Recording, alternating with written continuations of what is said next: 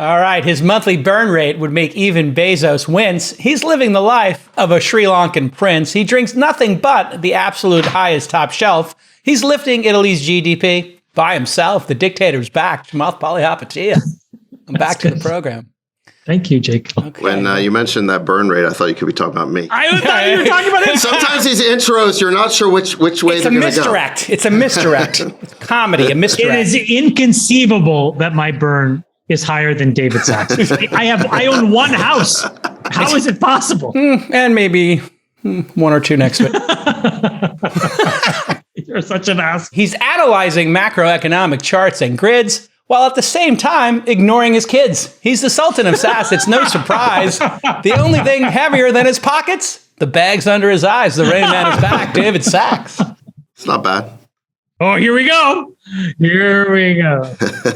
The Admiral of Anxiety. He's rife with strife. He plays a on his PS5, and he also plays one in real life. Meow.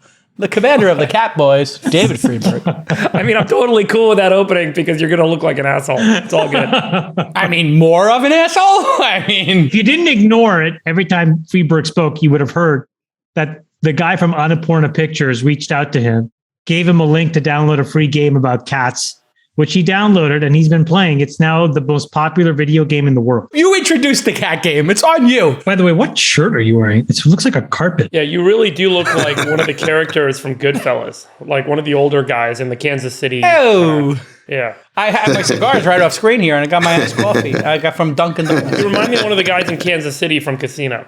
Absolutely. The old guy sitting around the table in that restaurant. Right. It's like, should we whack him? Why take a chance? Boom. Listen, you got my style icons. Joe Pesci's my style icon. You look really bad. Thank you. Thank you. Let your winners ride. Rain Man David Sack. And instead, we open source it to the fans, and they've just gone crazy with it. Love you, Bestie. Queen of GDP fell by 0.9% in Q2, marking 2 straight quarters of negative growth. In Q1, we all know GDP fell 1.6%. Here's the real GDP chart. Current dollar GDP increased 7.8% at an annual rate, or $465 billion in Q2 to a level of $24.85 trillion. Home construction down 14%, ostensibly because of the interest rates increasing. Inventories, which helped boost GDP in 2021, dragged down growth in Q2. So supply chains easing, taking away 2 percentage points. Chamath, what's your take? Do these year-over-year comparisons work? We were talking in the chat a little bit about the spike in 2021 versus the dip in 2020. What's your take on this? I mean, I think you just summarized it. People are really fixated on these numbers without understanding basic statistics. So just taking a step back, if you go to the Bureau of Economic Analysis, which is an official website of the government of the United States that posts GDP, the title makes it pretty self-obvious what we're dealing with here, which it says, Nick, you can put it up there. Real GDP, the percent change from the preceding quarter. So things can still go up positively, but still be negative if it doesn't go up by the same or more than the quarter before it. The thing that we really have going on is that over the last 8 quarters, we've had all kinds of very turbulent data that's made the trend line unpredictable. And the most obvious way to see this is actually in one specific subsector, which we'll get to in a second, which is around US e-commerce adoption. You see this one huge spike coming out of nowhere. And then eventually everything has settled back to trend. The same way, I think what we're waiting to figure out is how many quarters does it take for us to get back to on-trend growth in the economy. We had a massive shortfall in Q2 of 2020. We had a massive surplus in Q3 of 2020. We've had a country that's been getting back to finding equilibrium over the last 5 quarters.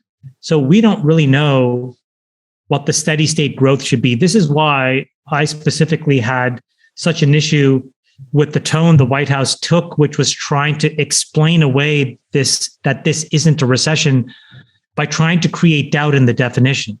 Instead, I think it would have been much better off just repeating what I just said and explaining basic statistics. and actually showing that the country is headed in the right direction, largely speaking, from a really crazy one-time externality that nobody could have predicted, that it's going to take some number of quarters. And so really what you should look at, and Jason, you've pointed to this, is employment and wages, and try to be a little bit more circumspect in overreacting to any one quarter of data. By the way, the Fed exactly just said the same thing yesterday when they raised 75 basis points. They said, we are not going to give guidance anymore because things are too turbulent. We're going to remain vigilant on inflation, but mostly we're going to be very near-term data dependent. So I would boil all of this in saying, let's not overreact to a quarter's print here or there, and specifically the label. I think the White House made a mistake in trying to basically think, we all didn't understand what a technical recession was. I think instead we should just focus on what we have to do to get back to solid state equilibrium. Yeah, and just to put a pin in the definitions, we all know the common definition, 2 successive quarters of negative GDP. However, people have said it's a temporary economic decline during which trade and industry activity are reduced. So there's a sort of debate and splitting hairs going on, Sachs, which was kind of stupid. The big news this morning is that we no longer know what a recession is. This is such a vast and complicated question. You might as well be asking, what is the meaning of life? Now, I remember in the days of Republican presidents, we had a very simple definition of recession, which was 2 quarters of negative GDP growth. But now that we have a Democrat in the White House, we just can't know these things. Why even ask such difficult questions, right? I mean, that's basically the media coverage today, and it's absurd. I mean, and you saw for the last week, the administration and its spokespeople have been trying to muddy the waters on the definition of a recession.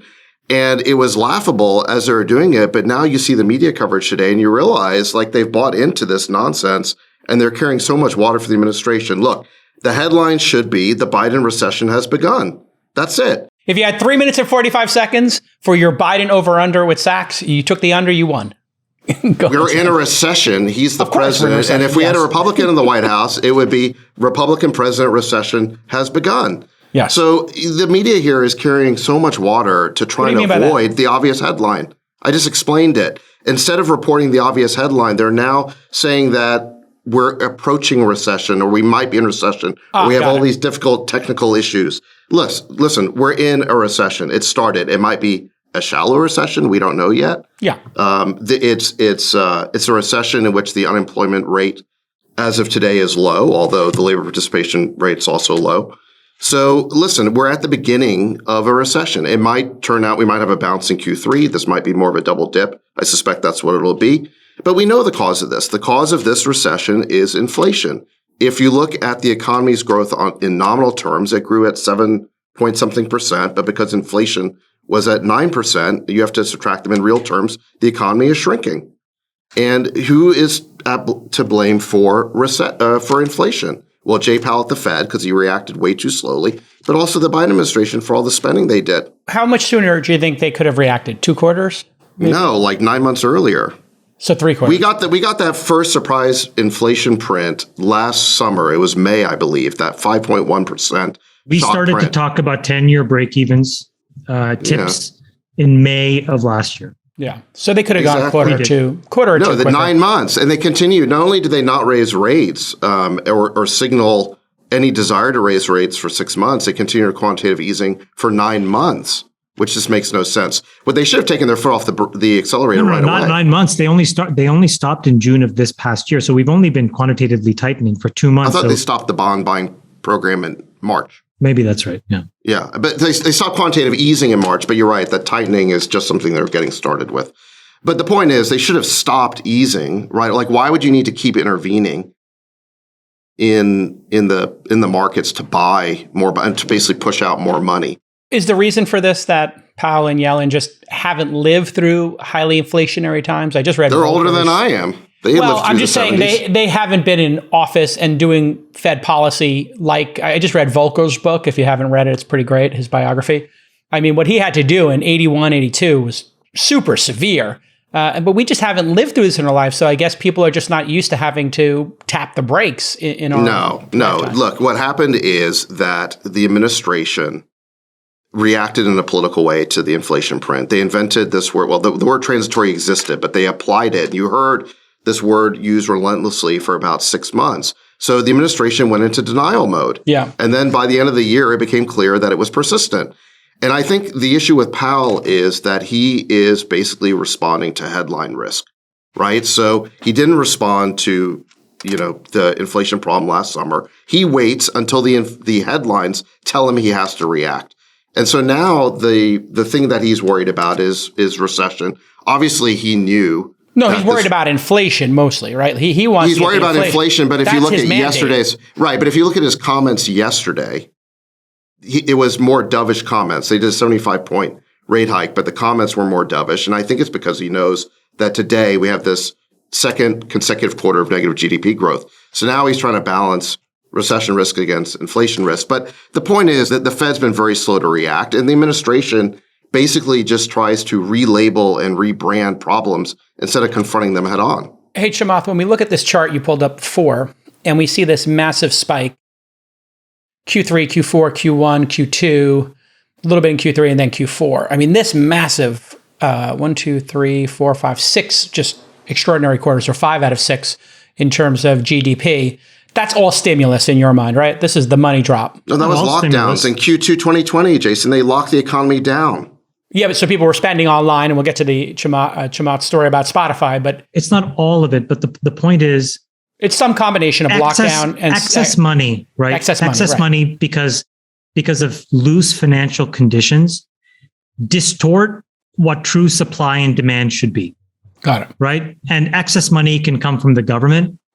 But in this case, excess government money went from the government into the hands of individuals who then participated in the public markets, and they distorted what it all looked like. And so there was a lot of purchasing activity that was propped up by what seemed like an endless supply of free money.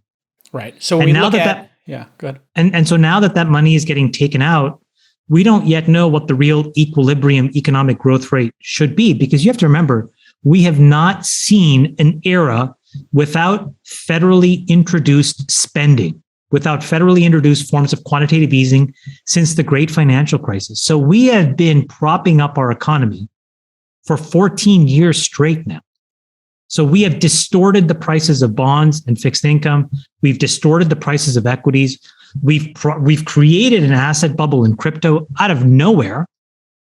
And now we have to do the hard work of figuring out what the real supply demand is in the economy. And we don't know. If it took 6 quarters here, there's 6 quarters of just massive GDP spike there from the preceding quarters, and we have 2 down quarters. Is it going to take 6 quarters to wash this out, or longer, I guess? No, longer, because what David said is now making the problem even worse. So because Powell was catering to whatever pressure he's been getting, and he must be getting some severe pressure from the White House, those were really dovish comments. But what is the problem when he is dovish? Well, the practical reality is a couple of things.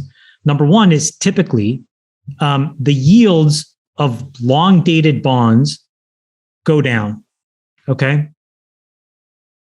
That essentially tells everybody else to reprice assets. What does that practically do? It makes the cost of borrowing roughly cheaper, okay?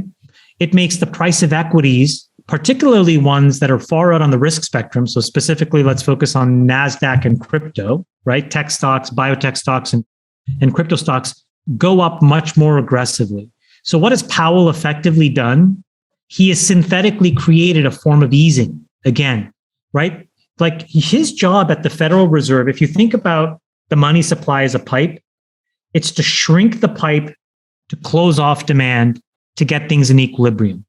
So even though he's doing this, by the language that he's doing, he's effectively allowing market participants to basically guess that the worst is over and now we're going to start to expand the pipe again.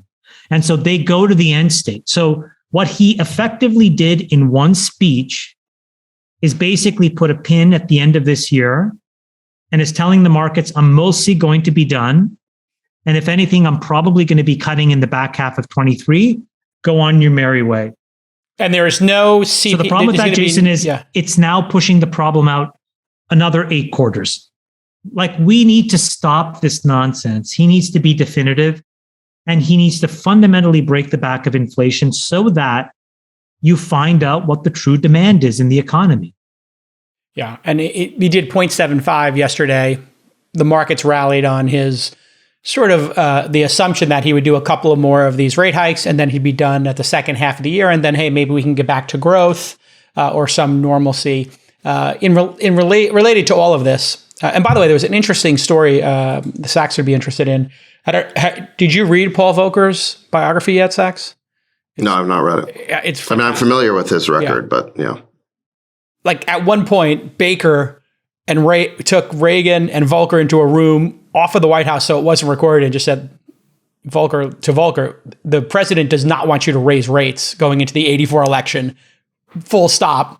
And Volcker's like, well, I wasn't planning on raising them. So there's a lot of politics in this, even though people claim... They'd already done enough. I mean, Volcker raised rates all the way up to like 20%. He broke the back of inflation. It created a very severe recession in, I think, 1981, 82. But by 1983, the economy was rocketing back with lower interest rates, and they basically had solved the inflation problem. Hopefully, we're not in that situation where Powell has to jack up rates so much to break the back of inflation, because it means that we'd be in an even more serious recession. Right. So I hope we're not in a Volcker type situation. But just think about that spread, Sachs. 20% versus like 3 or 4% we're trying to get to. We've never in the history of America ever had CPI print above 4.5% or 5% without inflation being brought down by having Fed funds not also be greater than 4.5% or 5%. So at some point, inflation will turn over and we'll print 6 and 7%, but that's still not below 4.5% or 5%. And right now, our target Fed funds rate is between 2.25% and 2.5%. So we could still be only 50% of the way there if inflation remains at 4 to 5%. And this is what I think market participants don't want to hear. They don't want to hear that there has to be a meaningful form of tightening. And politicians don't want to hear that. The White House for sure doesn't want to hear it.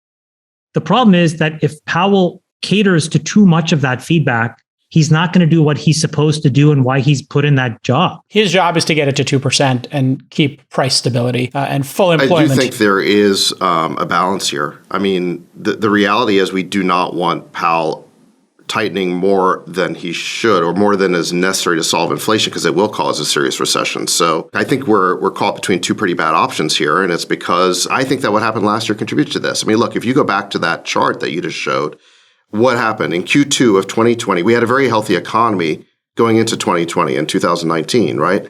And then in Q2 of 2020, we had COVID, but we made the situation even worse with lockdowns. And we basically shut down the whole economy, brought it back, at least in most states, in Q3. And then the Fed started printing and Congress started printing $10 trillion. Well, still, by last year, the economy was back. We had something like 5.7% annualized growth. This year, it's negative. Why is that? I mean, this may be the lingering effect of all that stimulus, but I think that it is. But I do think that the administration made it worse by sending checks into an overheated economy. They also created energy scarcity, and they just kept, spending more money. I'm not saying the White House isn't without fault, David, but I do think that if all of these geniuses could have actually just taken a simple econ and stats 101 class and explained how year over year measurements work to the American people, I think they're smart enough to understand it.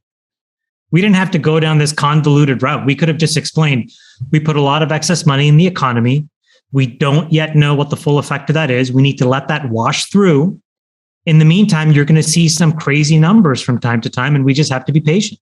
And the other crazy things you're going to have, looking at second and third order effects, is all these downstream effects. People are making business decisions going into these economies. Shopify just laid off 10% of its workforce, about 1,000 people on Tuesday.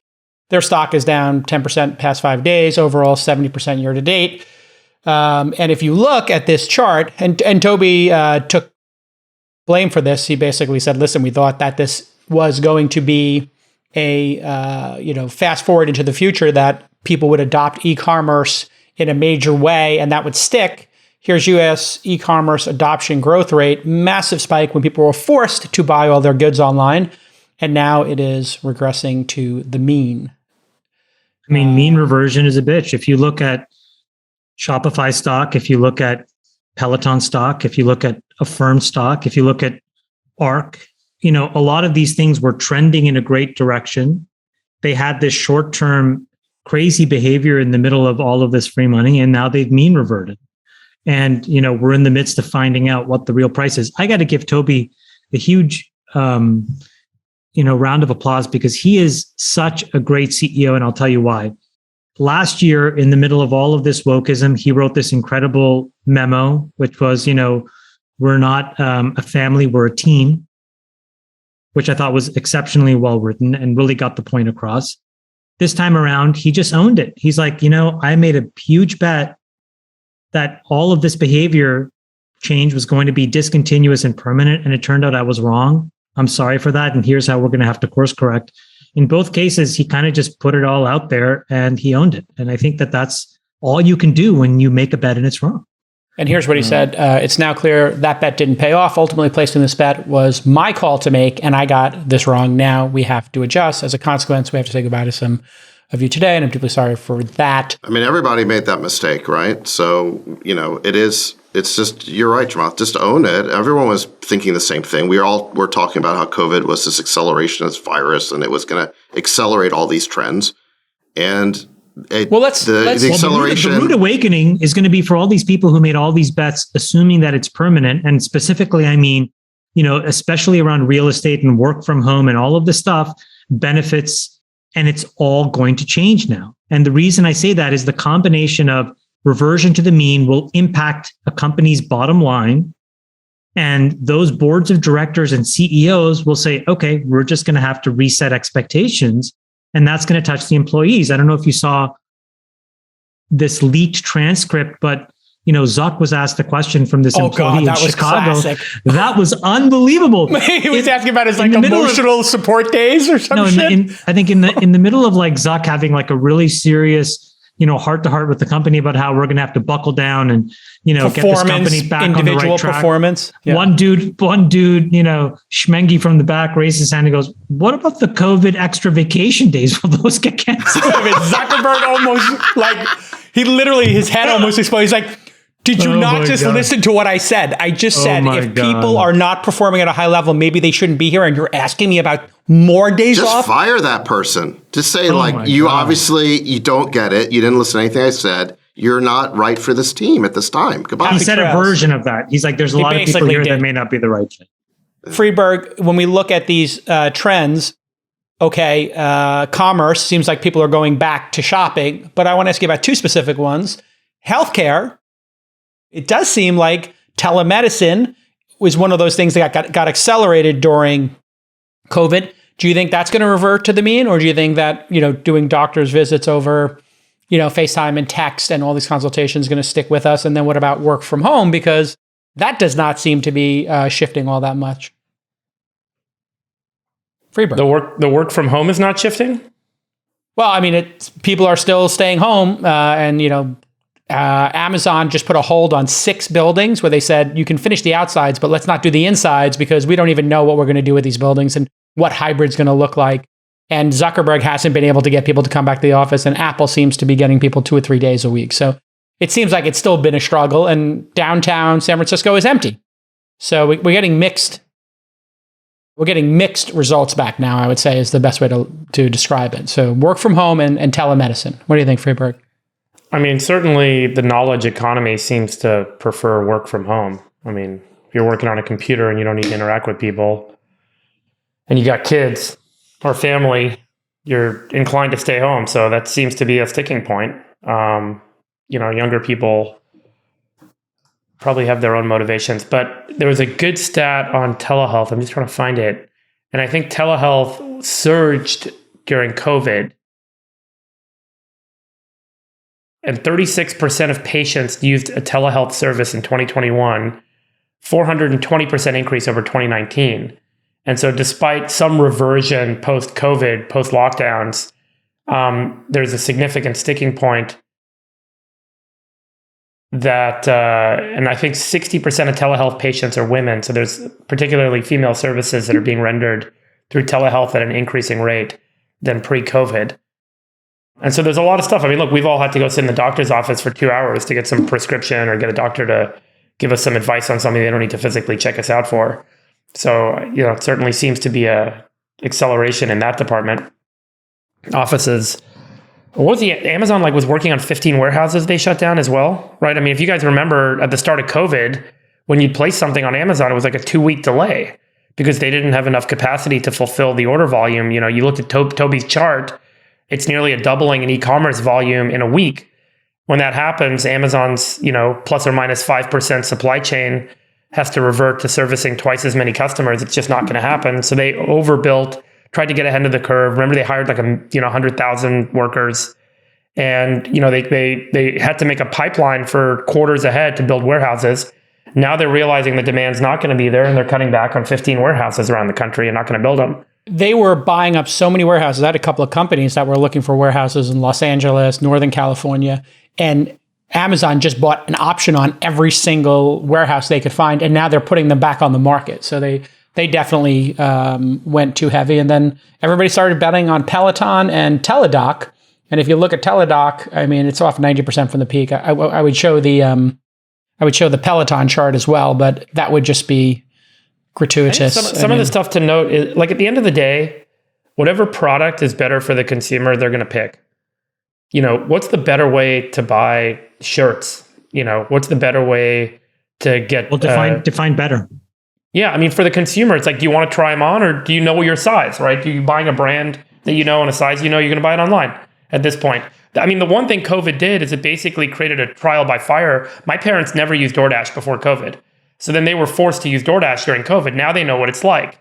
And so, there are now people that never trialed a lot of these services that have trialed them and are now making decisions based on that experience.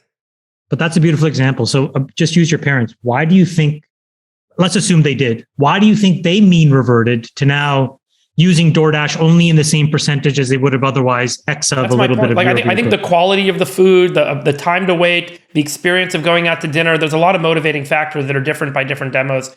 And so whatever the consumer wants, they're going to pick. If I want to go have a dining experience in person with my friends, I'm going to go do that instead of sitting at home, ordering DoorDash and having everyone come sit on the couch and eat dinner together. So I think that there's this, this call it mean reversion, but we have seen, call it a broader exposure, and we're really going to see the true market dynamics play out. I don't think everyone wants to buy shoes online. I don't think everyone wants to buy every piece of clothing online. I think people want to go to the store and try stuff on. I think it's that, and I think that there's a lot of ancillary social benefits that come with a lot of these activities that you lose if you just optimize for efficiency. So to your point, yeah, you can get a burrito, but even going to Chipotle with your friend is more fun. Totally. Get out of the house.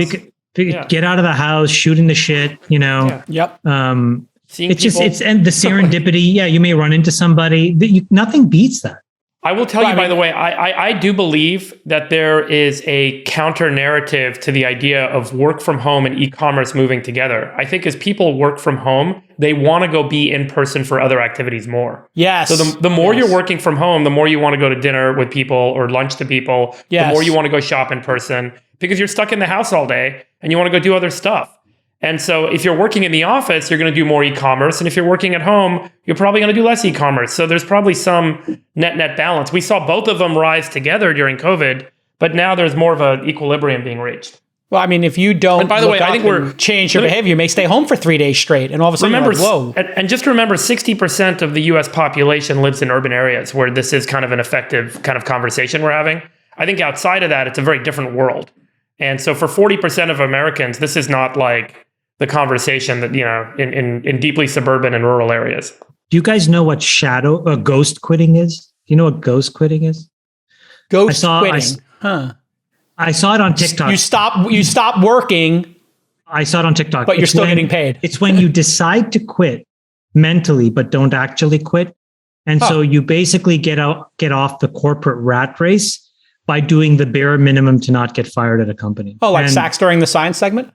And so I think that there's all of these like invented things that people do that they think they can get away with, which they generally can in a moment of prosperity, where in a moment of actually like buckling down when earnings matter and profits matter and investor pressure matters, all of this stuff I think is going to mean revert. So this is sort of my opinion on all of this, which is I think that most of these behaviors will eventually take over, but it's still many years away. And right now we have to go through the process of just getting back to where we were meant to be in the first place. I think one area with significant disequilibrium right now, I mean, to your point, is productivity. I think it's very hard to assess and qualify productivity for knowledge workers in this environment. And this is for employed base, right? Remember, we talked about last time, like a large percentage of the US workforce has moved to more of an independent contractor, sole service provider kind of model for how they're interacting and working in the world. But I'm talking about knowledge workers in an employed environment. And it is becoming difficult for managers and for companies to assess, the quality and the level of work being produced relative to its potential. It's not the same as it used to be when you'd be able to have in-person monitoring and interaction. And so, I saw a stat the other day where it was like most companies are asking workers to come home. Most of the workers are to come to the office. Most of the workers are saying no. And then most of the bosses don't know what to say in response. And they're still sitting on the sidelines like, okay, don't come to work. You're fired. Yeah. And so there is this, and by the way, this may yield a competitive advantage for businesses in the marketplace that figure out how to assess productivity and how to assess performance in their organization right now in this rapidly shifted, totally different workforce than what we had a few years ago, because it's so easy to take 4 hours off in the afternoon, go to lunch, hang out, have beers, come back, get back online, get back on Slack, do stuff. And so there's this real challenge, I think, for organizations and a real disequilibrium of productivity and output right now. I've had to deal with this. Have you guys looked at the TikToks of these people that are like day in the life of like a Google engineer or day in the life? They work for 30 minutes and then they're like 4 hours at the gym. They don't work. They don't work. They're literally smoking weed and playing video games. And everyone knows it too. They're playing cats. Managers know it. Talking about it. Managers know it. Senior VPs know it. The CEOs know it. This is my point. People just don't know how to manage it. It's a real. I figured out. It's a real disequilibrium in the workforce, because the way you managed it before is everyone would show up to work or they wouldn't. If someone's not in the office, they're not working, they get fired. Now what do you do? Period. And no one wants to be monitored. No one wants to manage keystrokes through a friggin' remote computer and figure out how much you're typing. It's interesting you mentioned that. That's what you do, J-Cal, to your employees? No. There are people doing that. Call centers actually do that. So call centers and sales teams, they have monitoring software. Customer service and call centers, totally. Yes. Salespeople, you can totally track productivity. I'm talking about creators, producers, right? I actually have come up with some strategies for this. So we have a lot of writers doing newsletters and stuff like that. And so what we did was we created a block in the afternoon we've been testing where 3 writers will get together in a pod and they work on a newsletter together. So instead of 3 writers writing 3 different newsletters, you have 3 writers collaborate on 3 different newsletters. They do one for 2 hours, one for 2 hours, one for 90 minutes, one for 90 minutes. And then a total of 3 people read the newsletters? Well, it's doing $4 or $5 million in advertising. It's hundreds of thousands of people a day. But okay. But anyway, the point is, I didn't mention the name of the company. There's no plug in here, but by putting people into a Zoom, you put people in a Zoom or a huddle on Slack, which is like an audio only, and then they have to deliver work to each other. It's kind of how developers work or sales teams work with leads. And then in things like pair programming, it's like peer programming, exactly. And then and it also makes people less lonely and it builds social fabric. So there are techniques that are emerging. The other one I've looked at is I tell anybody, if you're doing any type of knowledge work, you need to create a Notion or a Coda page, depending on what you use, and update us on that, and then send it to the group chat, to the general channel. Hey, I was working on the strategy for this. So when people say they're working on strategy, I have them document it, and I say share with us the Google Doc, and I use the Amazon 6-page, philosophy of a write first culture. And now people have to write it down. So I've been teaching people how to write, use Grammarly or Hemingway app to be better writers. And then what you can do is, as a manager, you can just look at your Notion or your Coda and see the change log. And when I see people in a change log and I see they made no commits, I'm like, what is this person doing? They said they did all the strategy stuff. Where is it? Where is the strategy stuff? Write it down. So if you switch to a write first culture and then train people how to write and become more confident writers, all that knowledge gets captured on your knowledge base and you can actually see people getting done. It's not perfect, but I think it's actually intellectually better than being in an office if you know how to do it. Because in an office, people are also performative. They're doing like bullshit meetings. They're pretending they're working. They're actually reading the news or whatever. So Sax, what are you doing to monitor your employees covertly and keep them productive? We don't need to monitor our employees that way because we're a small team and they're highly motivated, but look, it is an issue. I think where work from home is beneficial is on the hiring side, right? It's so much easier to hire for a job when your potential pool is anyone in the world. You're not just geographically limited to the city in which your office is. So that was the temptation for all these companies to go remote, is it made hiring so much easier. But there's no question that it makes management much harder and scaling the company much harder and building culture much harder. And so there's some real trade-offs there. I don't think companies have totally wrapped their heads around it. But look, in addition to productivity, there's one other aspect of this economy that I think is really broken. So the Chamber of Commerce says that 3.25 million fewer Americans are working today than they were in February of 2020. So basically, if you go back to the month before COVID, we had over 3 million more Americans in jobs than we do today. And yet the unemployment rate is still in the 3% range. And the reason is because that if somebody drops out of the labor force and isn't looking for work, they don't get counted in the unemployment rate. So we do have if you define unemployment as a large number of people who aren't working, we have a huge unemployment problem. But the problem is they're not counted because they're supposedly not looking for work. So I don't think this economy is that healthy. And I think that there's a lot of distortions that have been created by government over the last couple of years. The job data is suspect, is what you're saying, right? Like labor participation is down. All this data, the data is suspect. The labels are suspect. I mean, like we talked about, all of a sudden we can't know what a recession is. And let's just bring up one other thing that just happened today. So Manchin cut a deal with Schumer to bring back a slimmed down version of BBB. Thankfully, it's not 4 trillion like Biden wanted. It's 750 trillion. Okay. But what are they calling billion? Right. Okay. So, thankfully it's a slimmed down bill. But what are they calling this? They're all of a sudden calling it the Inflation Reduction Act of 2022. What? It's like, are you kidding? This doesn't pass the laugh test. Are they trolling us with the names of these bills? The bills are never what's in the bill. Why don't they just call it the Green Energy Bill and the Screw Private Equity Bill? I mean, that's basically what it is. Yeah. Well, inflation reduction sells to everyone, right? But Jason, the media is not holding the administration accountable. If we had an honest media, the headline today would be the Biden recession begins. That train's left the station, Sachs. You can only get it on this pod or other podcasts. Yeah. What did President Manchin get for this deal? He agreed to it. What did President Manchin get? Well, he secured some bag, right? Did you see what I sent you in the group chat? There are going to be huge. Why did he agree? He's like, I got a pipeline. There's going to be huge handouts and pork for the state of West Virginia. There's no question about it. I mean, if you look at this bill, okay, we should just look at what's in it, and more is going to come out over the next few weeks, right? It's only one day old, drip. So we're going to learn a lot more about what's in this. But the Republicans feel like, can you explain the dynamic as well after you get through this, of why the Republicans felt like now that he double-crossed them? Because the Democrats felt double-crossed by President Manchin, and now the Republicans are feeling double-crossed by President Manchin. Well, I don't know that you can use the word double-cross because he's not a Republican and he had no obligation. But look, but there's no question that Manchin went back on what he said. Just a few weeks ago, he was saying that Build Back Better was unacceptable because it would contribute to the inflation problem. In fact, he's been saying that since last summer. He's been saying that we have a growing inflation problem. We can't contribute to it with a lot more government spending.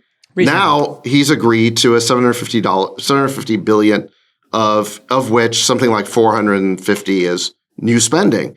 So yeah, it's a smaller package than we had before. But if your concern was inflation a few weeks ago, you can't justify this. And you certainly can't call it an Inflation Reduction Act. I mean, that's just patently dishonest. Well, how do they come up with it being inflation reduction? Is it because the healthcare stuff is theoretically going to help consumers have more money to spend?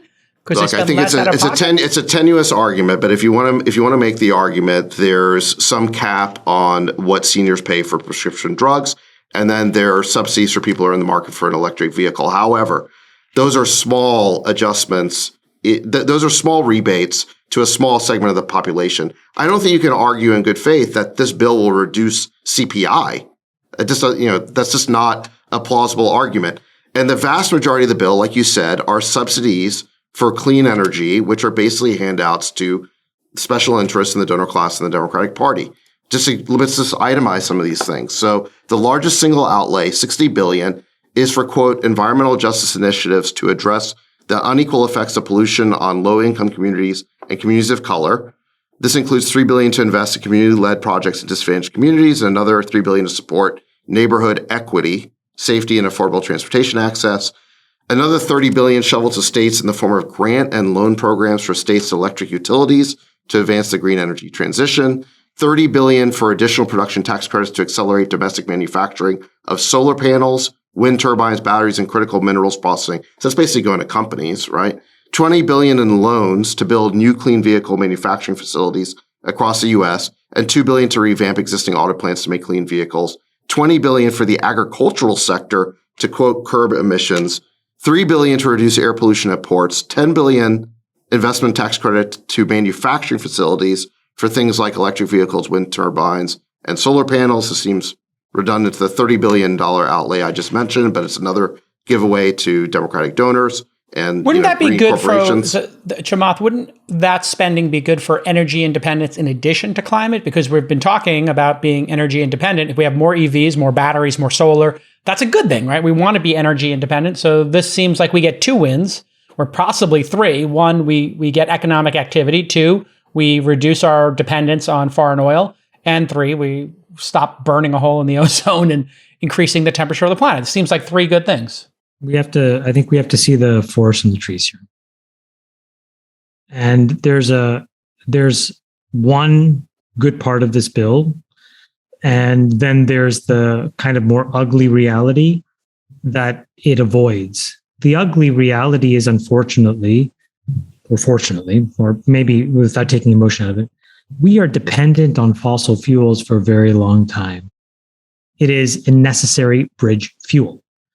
And so we need to, if we're talking about energy independence, it can't happen without us, frankly, drilling more and subsidizing the capital incentives of private companies to go and do this exploration work, which they have stopped, Jason. And the reason they've stopped is that they don't trust that these oil prices will stay this high.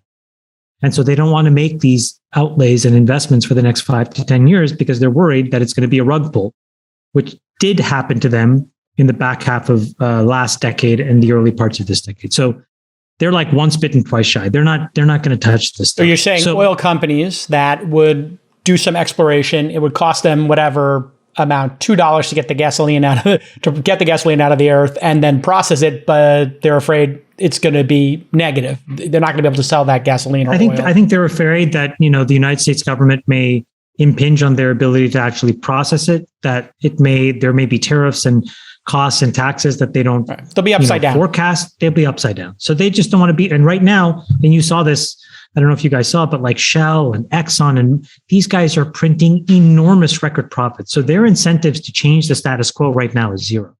They want less supply because then they can raise prices. They have the perfect situation right now, which is it's an incredibly energy intensive world we live in. And we don't have nearly enough energy to do the work that needs to get done.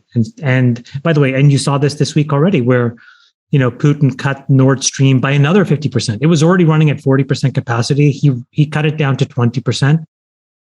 It's only getting worse.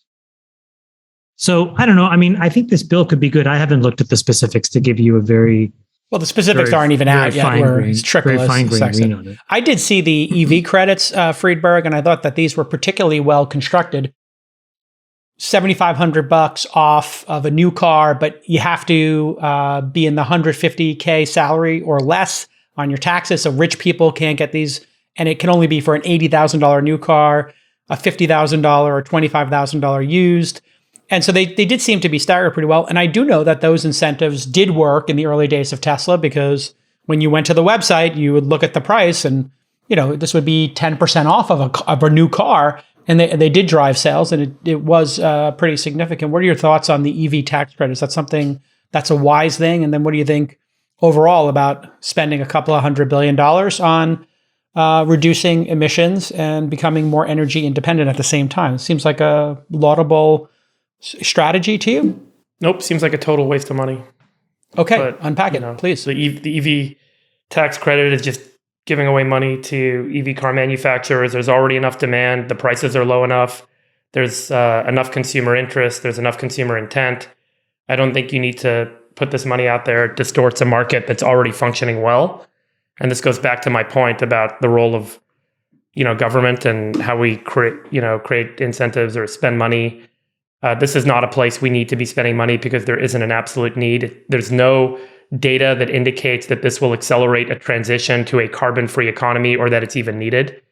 It really is a point of view that people hold, and they believe that EVs are good. They're good for climate change. We should accelerate it. Therefore, we should spend money on it without any accountability or proof that these tax credits will actually motivate a market to move faster or quicker than it is already moving.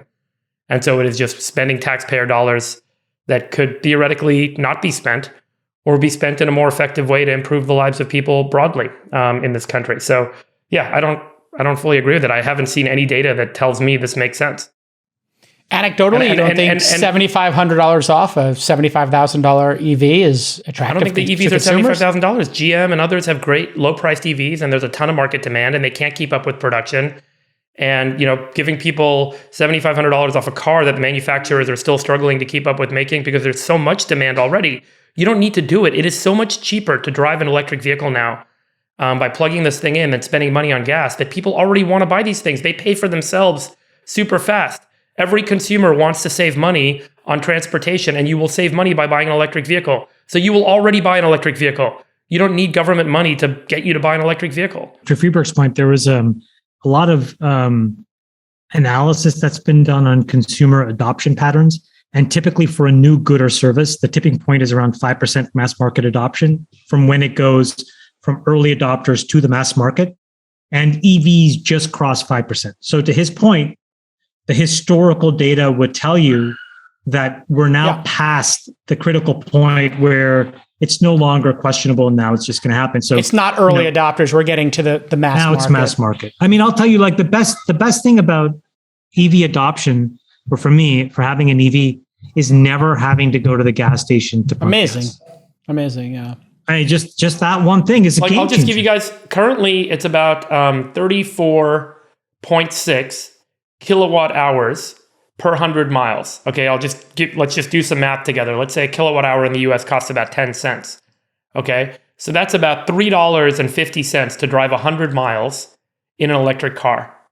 That's a lot cheaper than paying $15 for gas to drive the same distance in a gas car. You don't need the tax credit to get people to buy these things. These cars are financeable. There's a very liquid, very active lending market.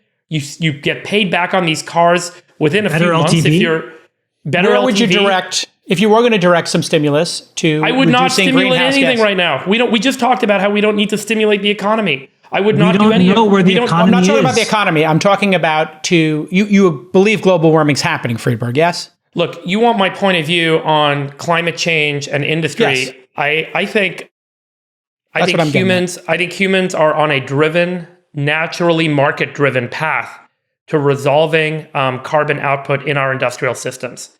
And I don't think that government intervention with tax credits in specific consumer products is actually going to accelerate or resolve these changes that are needed. We need to not change consumer behavior. Consumers always want to have cheaper, faster, better. What we need, and at the end of the day, what we need to do is change the way that we're producing and making things, because that's ultimately what's going to drive this transition. And guess what? Consumers are demanding things that are, more efficient, that are more effective. And efficiency ultimately resolves to less carbon, ultimately resolves to less land, less energy. And industry has always resolved to greater efficiency. Natural market forces improve the efficiency of every industrial system. So stimulus not necessary. Mankind has ever created. And I think free market does it. It is a matter of time and a matter of natural evolution that we will resolve all of the factors that are driving climate change, from animal agriculture to transportation systems to energy systems. These are all going to get completely rewritten. Will we do it in time, by technical tools? We absolutely will. And at the end of the day, we can pull carbon out of the atmosphere and resolve it into products. We have tools to do that as well. So I am an eternal optimist. But in this particular case, I think that this century, much of what we're throwing our hands about, and remember, at the beginning of the 20th century, we thought we were going to run out of food. Then suddenly we invented the Haber-Bosch process and created fertilizer out of air. It was an incredible, incredible invention that saved mankind. We have had time and time again in the history of humanity these thoughts that we're in an existential crisis. We thought we would have peak oil, and we have had these points of view that we're in an existential crisis and humanity is about to end. And every single time we figured out a way out of it. And we didn't figure out a way out of it because the government came along and said, here's a tax credit.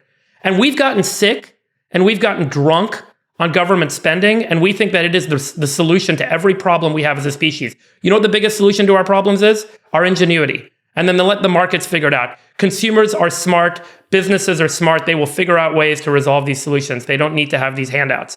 And I think that that's a really important point that we've kind of missed. And I'll say, we were talking earlier about the economy. This stimulus, we've been giving ourselves caffeine since 2008 when the Fed started to build up this balance sheet. And we got used to the idea. Remember, before this, it was like, oh my God, multi-million-dollar bills. And then it became multi-billion-dollar bills. Then we had an $800 billion payout in 2008. And suddenly it was the multiple of 100 billion and the multiple of $1 trillion. And this expectation now, we've kind of reset the clock and everything now is in what multiple of 100 billion or what multiple of trillion we're going to spend on stuff. And no one's even batting an eye at the size of these the bills anymore. Freeberg, what is a bigger existential threat to the United States? Is it climate or is it overspending by our government?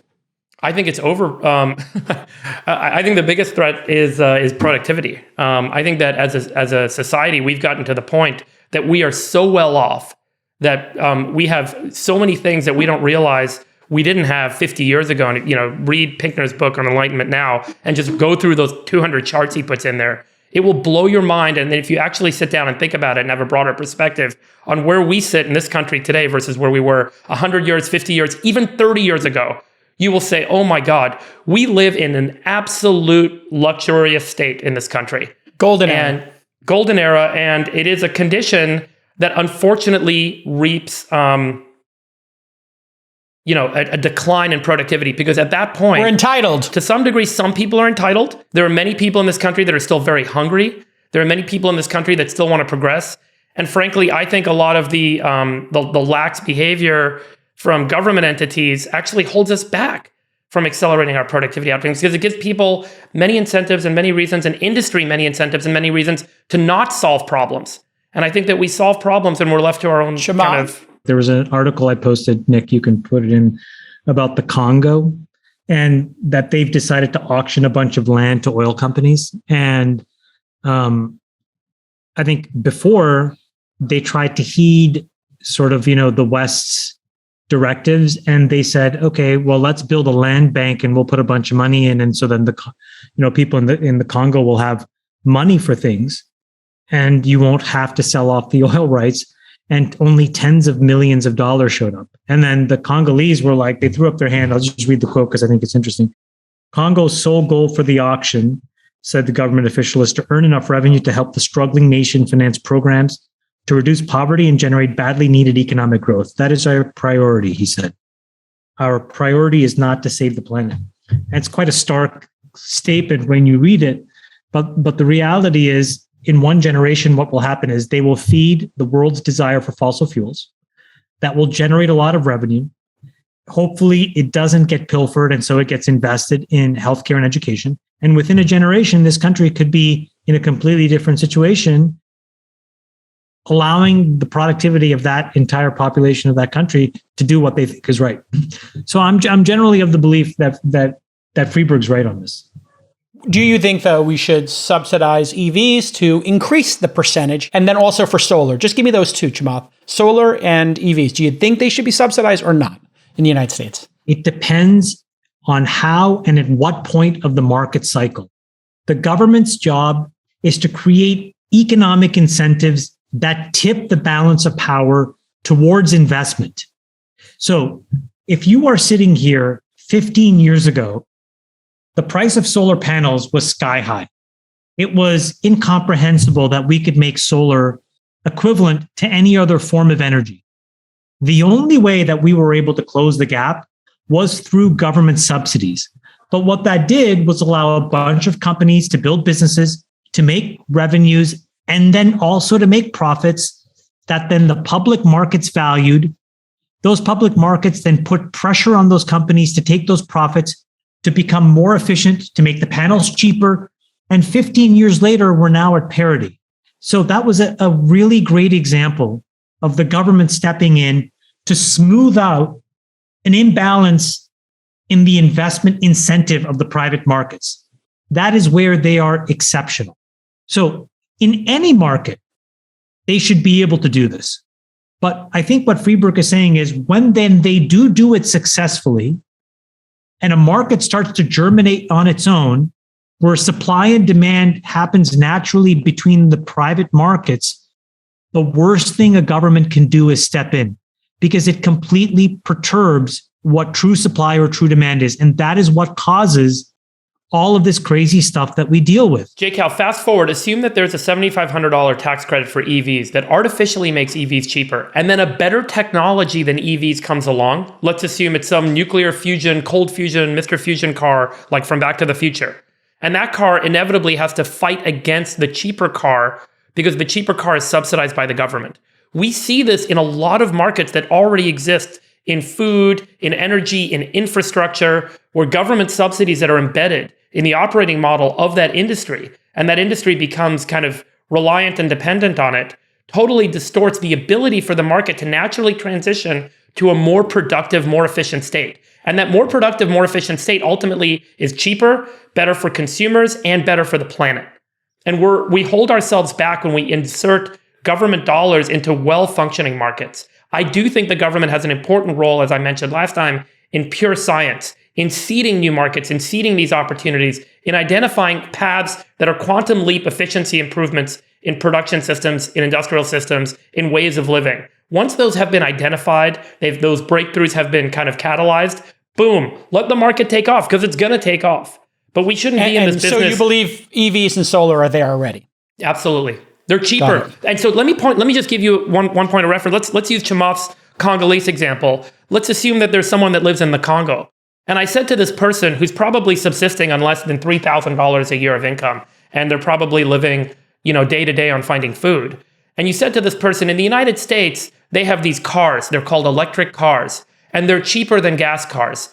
And they're you make more money, or you save money by buying one of these cars, and they're cheaper now. And we're giving people $7,500 to buy one. This person who's making $3,000 a year would say, what? It is a state of luxury that allows us to do this. And frankly, I think it's a state of excess abundance. And that's what I'm most worried about.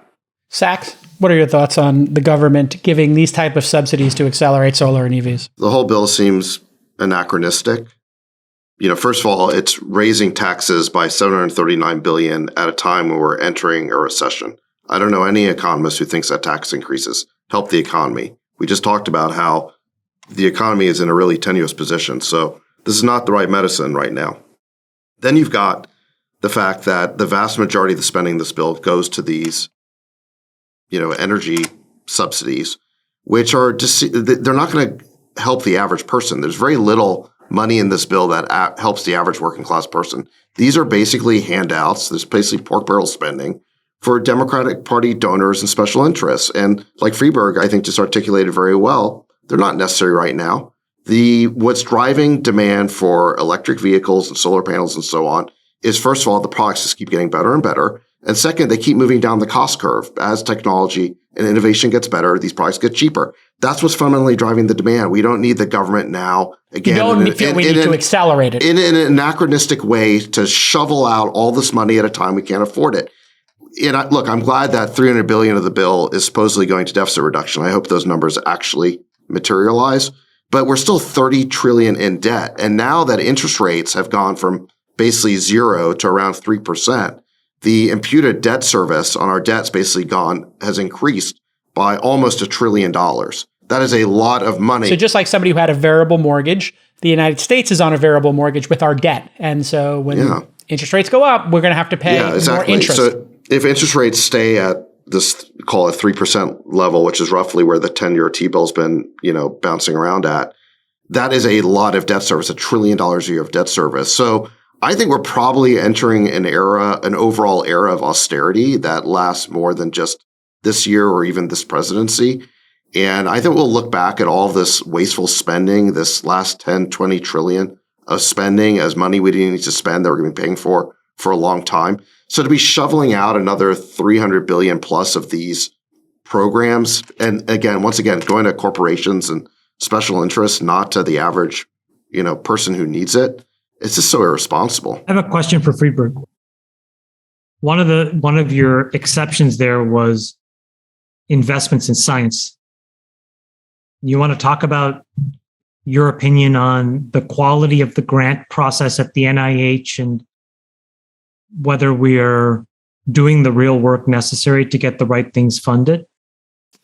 Yeah, I mean, I think it's a good transition to what happened this week, which was that there was a major potential fraud uncovered in Alzheimer's research, which has led to over $1.5 billion of funding and grants being given out to follow on Alzheimer's research programs in the years that followed this initial paper. So, in 2006, there was a paper published in the journal Nature about amyloid beta proteins that impaired memory in brains, which then became kind of the leading theory for the cause and the driver of Alzheimer's disease. And much of the research and funding that followed from there, which is now up to several $billion in total funding in private and public institutions. Last year alone, the NIH funded $287 million in research into amyloid beta. And it turns out that the initial paper was shown to be fraudulent. And so, just recently, the journal Science published in detail an analysis of the photos of the Western blot measurements, the protein recognition images that the scientists used in this initial paper were forged, and that many papers of his were then forged years later. And this paper is one of the most cited papers in Alzheimer's research, and much of the work that's been done on Alzheimer's came out of this. And if you guys remember last year, we talked about that Biogen drug. That Biogen drug is meant to stop amyloid beta plaque. And, the projection is that Alzheimer's drug, and remember, there was a panel of scientists that looked at the data for that drug that Biogen got approval for from the FDA. And they all said this does not show conclusively in any way that it improves Alzheimer's. And the FDA still approved the drug because so much of the NIH funding went into the research for amyloid beta. And so the assumption has always been, this is the cause of Alzheimer's. This is the way to resolve it. And everyone gets so strongly held in that core belief, and there's so much money behind it, that we can't turn away and say, maybe we're wrong. And this is the problem when science meets money. Once you go from funding something and then suddenly a whole bunch more money pours into it, everyone's going to look bad and everything's going to fall apart. And everyone fears that the system fails if you realize that something you did and said was so totally wrong. We could even argue this is what happened recently with COVID, the masks, the vaccines, all of the statements that were made, that you have to keep doubling down. Every system has bad actors, people plagiarize, fraud, whatever. Is this like a systematic thing? And doesn't science protect against this because people then do double-blind studies and try to replicate studies? Two things. Because like Jason Blair eventually got caught, right, at the New York Times. It was only a matter of time before somebody said, like, his description of my back porch was not accurate, and I never talked to this journalist. Let's say that you're a smart, up-and-coming scientist. Yeah. Your job is to publish research that gets attention and that you can then go raise grants from the NIH and others on. So you want to get some good papers out, you want to get attention, and then you want to forward the research that's already being done. It is to no one's incentive to go out and try and retest something that someone's already published on, even though that's what you're supposed to do in science. There's no motivation. There's no dollars to do this. It's a disincentive to your career. It's a disincentive to your ability as a scientist to source funding and to source grants, to go back and retest assumptions that are already strongly held beliefs in the industry. I'll give you another strong example that just came out 2 weeks ago. You guys heard of SSRI, antidepressant drugs, right? 37 million Americans are on these drugs. The market is projected to be at about 25 billion in the next few years. That's how much Americans are spending on these antidepressant drugs. Half a Saks, but yes, go on. Yeah, right. So there was a paper published in Nature a few weeks ago, and the Nature journal pulled all the research and all the data from 17 other studies that was across several 100,000 patients. And their conclusion was that there is effectively no proof that these SSRI drugs have an effect on depression, have a positive effect on depression. That serotonin and the idea that serotonin uptake should kind of have a driving effect on depression. And this has been the assumption that's been held now for many years. I mean, I think the original paper on this was published probably north of 20 years ago. But the industry is so big, right? The drug companies are making $20-25 billion a year on these drugs. And scientists are incentivized to further that research that supports that research. And so they can go out and get NIH grants because it's already an accepted, proven belief that this is driving. Is there a solution to this? Like for every dollar that's spent on primary, a dollar needs to be spent on double-blind testing it and making sure that it's accurate? Because we have this issue in journalism, right? Everybody's a content creator, reblogger, and opinion journalist, but there's very few now investigative journalists left. The actual problem is peer review systems entirely, in my opinion. Like the problem with this study is that this was done by an up-and-coming researcher in 2006 at the University of Minnesota, under a researcher who was well-known. And so there was zero incentive, as Friedberg said, to really push back. When well-credentialed scientists tried to find this amyloid beta star 56, they couldn't find it. And lo and behold, those articles don't get published because they don't get accepted. Why? Because it unravels the entire game that folks will play. So, if you're a well-educated PhD with postdoc in the right places, supporting other people, it's just a loop that goes on forever. The article goes on to talk about how that person who wrote that initial article eventually got this very prestigious multi-year grant from the NIH by a person who was his reviewer who worked on the 2006 paper with him. I mean, these are some pretty blatant conflicts of interest, but the reason they don't get uncovered is like, who's going to step in and all of a sudden become the... Let me strike an analogy here. There's a seedling of fraud here, obviously. Some guy took some friggin' photos and photoshopped them and doctored them or whatever. But we then tell ourselves stories. And those stories get us access to money, which allows us to pursue more science, which is meant to forward the market. And then eventually the market gets forwarded so much and you spend $1.5 billion and it turns out the whole thing doesn't work. Just like stock markets, it starts out as a voting machine in the beginning and it's a weighing machine over time.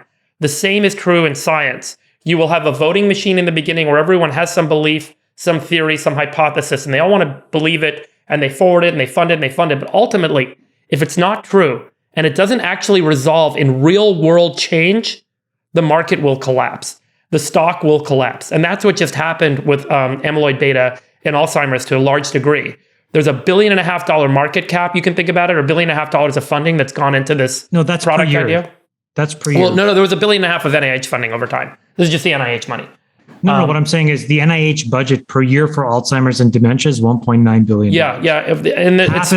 And half of it, if you look at the tags, if you just search the tags, half the money has gone into Alzheimer's disease, amyloid beta. So the point is, you could orient the terms you used and the way in which you wrote your grants to disproportionately affect the likelihood of getting money. Separately, there's a whole body of researchers that have felt for a very long time that specific forms of infection, viruses, Lyme disease could actually be a precursor to Alzheimer's.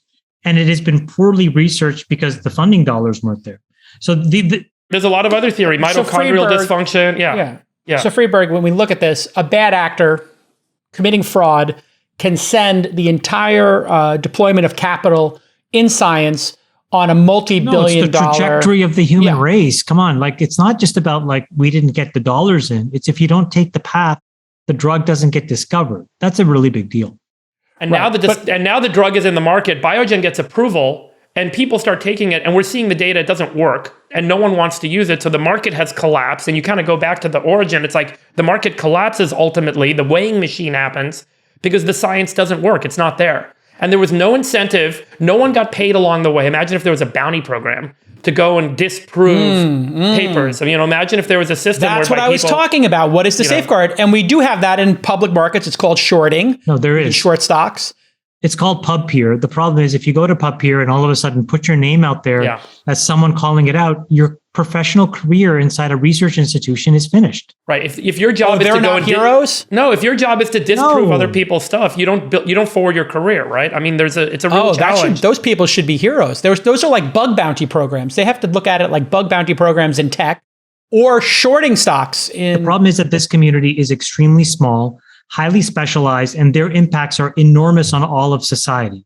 But you can't replace them with somebody else very easily because it takes an enormous amount of expertise. Like if you read that Science article, the amount of work, Science took 6 months of due diligence before they even had the courage to put this thing out there. They had all kinds of different teams trying to prove what this guy had found before they were willing to put ink to this thing. Yeah, when things are starting to feel like they're ultimately moving to market or getting to market, the more money starts to flow in. Another good example of this is Zymergen and Ginkgo. Okay, so in the past week, Zymergen was acquired for $300 million, or was announced that they're going to be acquired by Ginkgo Bioworks, both of whom are public companies. Ginkgo went public at, I think, a $20 billion market cap as a SPAC a few months ago. Zymergen went public at, $4 billion or whatever they went public at. Zymergen being acquired for $300 million comes off of them having raised a total of $1.5 billion of capital from many investors, including SoftBank, and in their IPO since they were founded in 2013. Both of these businesses do exactly the same thing or similar things, which is pursue the industrialization of synthetic biology. Synthetic biology has been talked about, or pursued for 20 years in an industrial setting.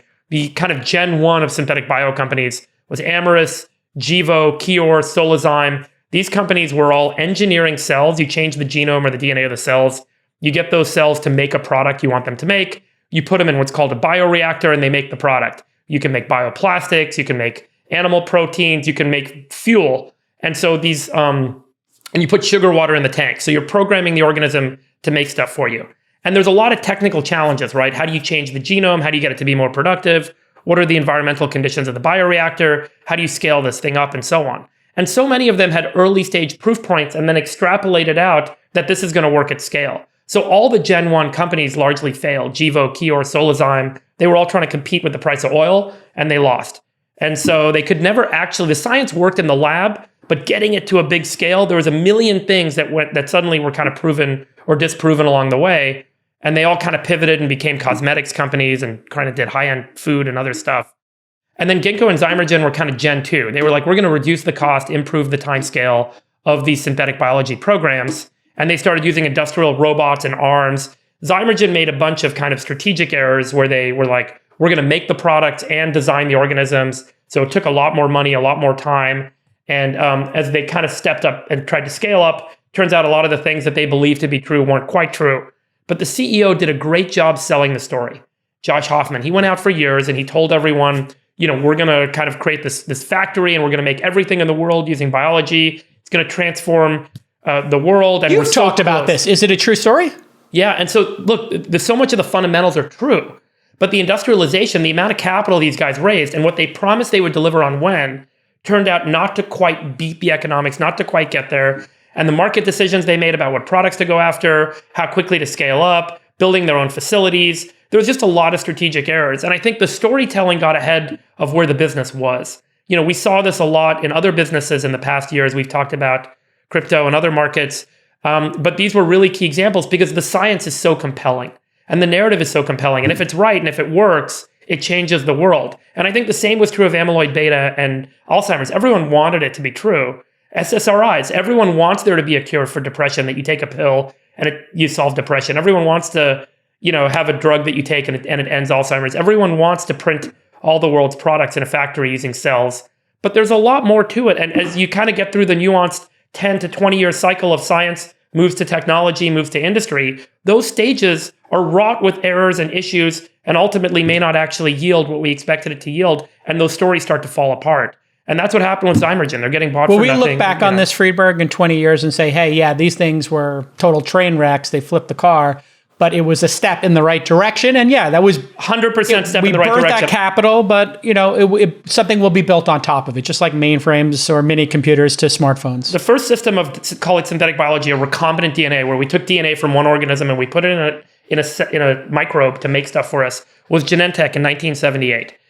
Prior to 1978, the way we got insulin is we actually processed pig parts. So it would take hundreds of kilograms of pig parts to make just a few grams of insulin. And Genentech took the DNA for human insulin and they put it in a bacterial cell and they made human insulin in a bioreactor. And that really kind of ushered in this era of industrial synthetic biology that all of these companies kind of followed suit to do in different markets. But remember, biologics, the entire pharma industry and biologic drugs is all made this way. We take the DNA to code for certain antibodies or proteins, we put it in microbes, and those microbes make those products for us. That biologics drug industry is a $350 billion annual revenue industry today.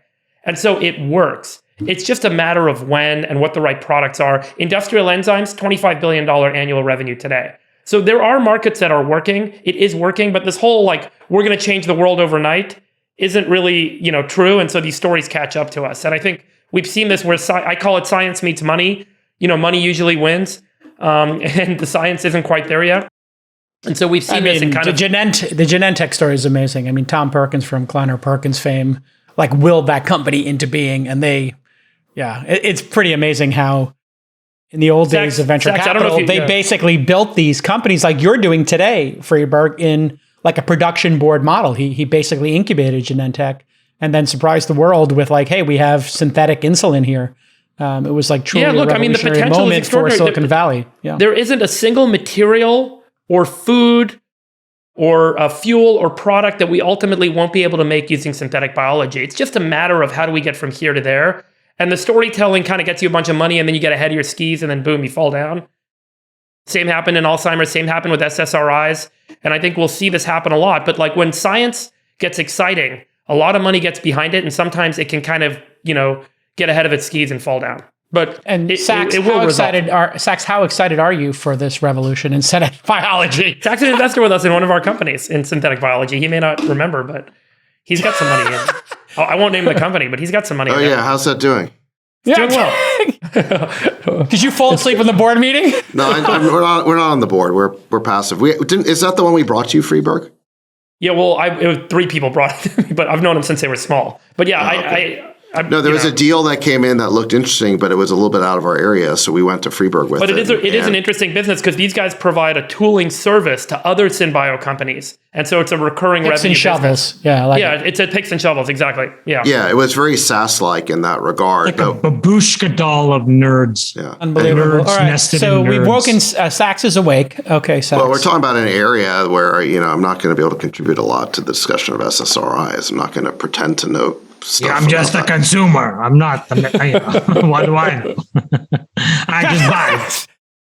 Sachs, have these SSRIs helped you in any way with your depression about Biden? No? Okay. The story that I think kind of fits with everything we're talking about this week, even what Freeberg's talking about, there were more stories this week about this cynical ploy by the Democratic Party to fund MAGA candidates. No, hold on. We talked a little bit about this last week, but they spent. You should be really opposed to this, J. Cal. Listen. As an independent, I think it's gross. Yes. Independent. I am an independent. You're an independent who only votes for Democrats, so not true. I'm going to vote for Liz Cheney for president. I think Liz Cheney or Bezos. Those are my. J. Cal, have you ever voted for a Republican candidate for any office ever? I have. You have really? Yeah. I am a moderate, and I don't feel like. Who? When? I voted for.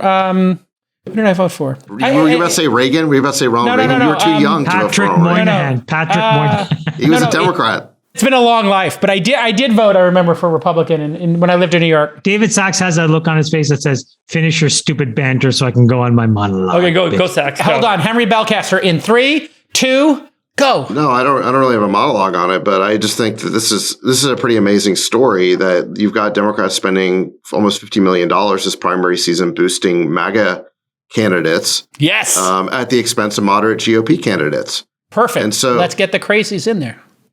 Yeah, I mean, they're easier to beat, right? I mean, that's the theory. If you get a crazy, that's the theory. But in a year in which you get a red wave, it's really dangerous. And it totally undermines what the Democrats are saying in their January 6th committee hearings. It's completely cynical. I agree. Yeah, you can't on the one hand say... It's as cynical as backing Trump. You can't on the one hand say that we're facing an unprecedented existential crisis for our democracy, and then on the other hand, be giving money to the very same people you're saying are the threat to democracy.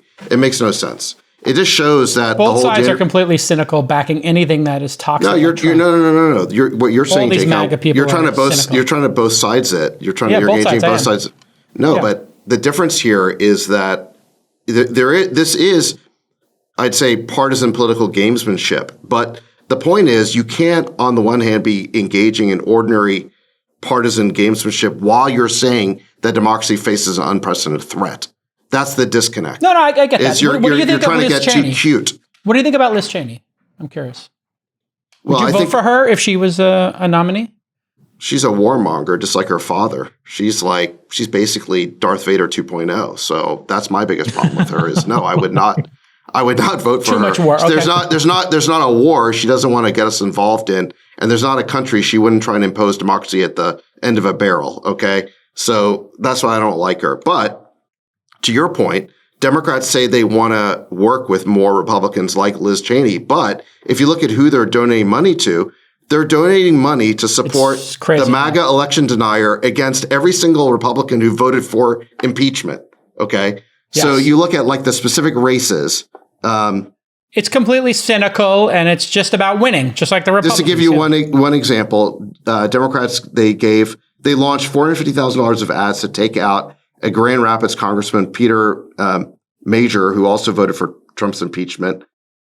They did this with a Republican in California, David Valadao, and just on and on. So you've got, on the one hand, you've got Democrats saying that this is an unprecedented threat to democracy. They want to work with more reasonable Republicans who aren't denying the election, while at the same time trying to basically fund the campaigns of the MAGA candidate. Yeah, the reason they're doing it, obviously, is if you fund one of these maniacs, then they're easy to beat. So they're trying to serve up somebody who's an easy candidate to beat. Right, I get the strategy. Do you think it's an effective strategy?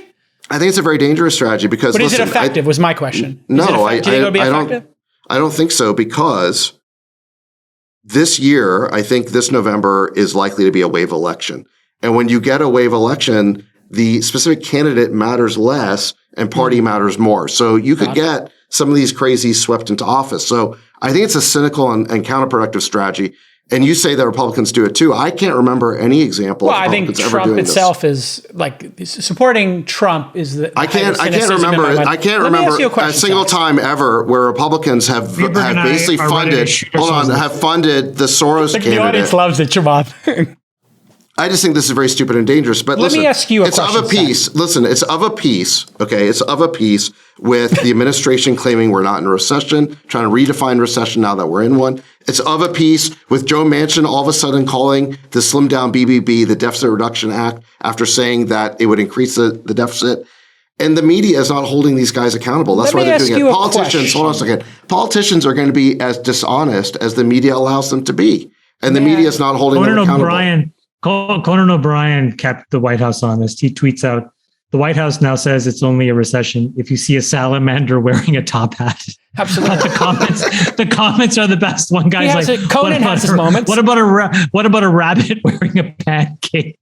There's a rabbit with a pancake. But let me ask you a serious question. But Jake, Al, seriously, going beyond just the specifics of the political issue, I think we really have a problem with the media class. I mean, the media is carrying water for these Democrats because they agree with the ideological agenda. We do not have an honest media who's willing to hold the party in power accountable. Given what you've said about being disgusted by like the, denying of, this voter fraud conspiracy stuff by Trump or whatever, if Trump wins the nomination, which I think he will, how are you going to be able to, when we're on the show a year from now and Trump has the nomination, or 18 months from now, whenever it is, that he locks it up, and he will lock it up if he runs. I don't think so. So if he does, though, I don't think so. Would you conceivably be able to back Trump for a second term? Would you be able to come on this program and say, I back Trump as a Republican? Because you don't want to vote for a Democrat. What would you do? Just not vote? Because you don't like Trump. You said you would not support him.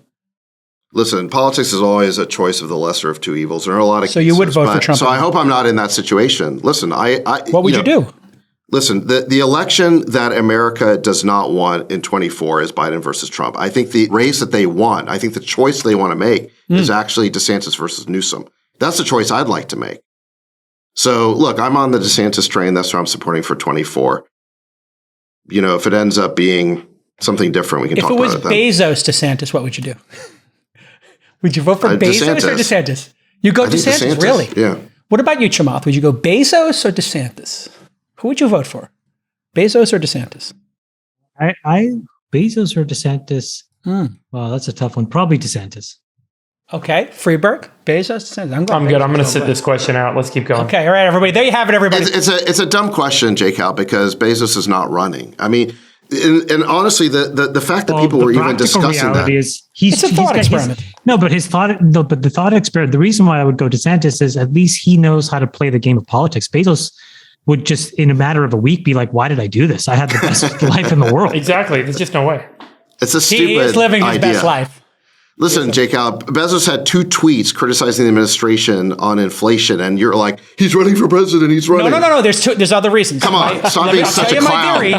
He bought the Washington Post. He bought the biggest house in D.C., and he gave that $10 billion climate pledge. I think those are all little cards that you could check boxes. And if he writes a biography... Bezos probably has houses all over the world. Doesn't mean he's running for president of those countries. Come on. I'm just saying, you're just scared. You're scared of the Bezos presidency. You know that he would roll over DeSantis. He would roll DeSantis. Even if Bezos were dumb enough to run for president, I think he's too smart to do that. The Democratic Party would never nominate him. That's not... Why? He wouldn't pass like some purity test because of unions? Look what happened to Bloomberg. I mean, listen, don't get me wrong. I'd love to see a candidate like Bloomberg or Bezos nominated by the Democratic Party because they clearly understand economics, right? Would it be a masterstroke by the Democratic Party to embrace a moderate business person? I would love to see a candidate like that. But look at what happened to Bloomberg. Bloomberg spent $100 million and he lasted to... the first question of the first debate. Yeah, they knocked him out. The first question of the first debate. And then, it was Elizabeth Warren knocked him out by just basically calling him a billionaire. And he's there stunned. He had no answer. Terrible. Yeah, he did terrible. But I mean, it would be a masterstroke if they went with a moderate. You know it. All right, everybody. For David Sachs, Chamath, and Friedberg, I'm J. Cal. We'll see you next time on episode 90. Love you, boys. Love you. Back at you. Bye-bye. Love you, Saxy Poo. We'll let your winners ride. Rain Man David Sachs. And instead, we open source it to the fans, and they've just gone crazy with it. Love you, Bestie. Queen of Quinoa.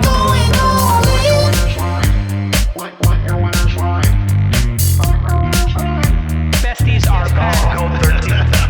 That's my dog taking a notice in your driveway. Sacks. Oh, man. My haberdasher will meet me at Wynn's. We should all just get a room and just have one big huge orgy because they're all just useless. It's like this sexual tension that they just need to release somehow. Wet your beak. Wet your beak. Your feet. We need to get merch. Besties are back. Going all in.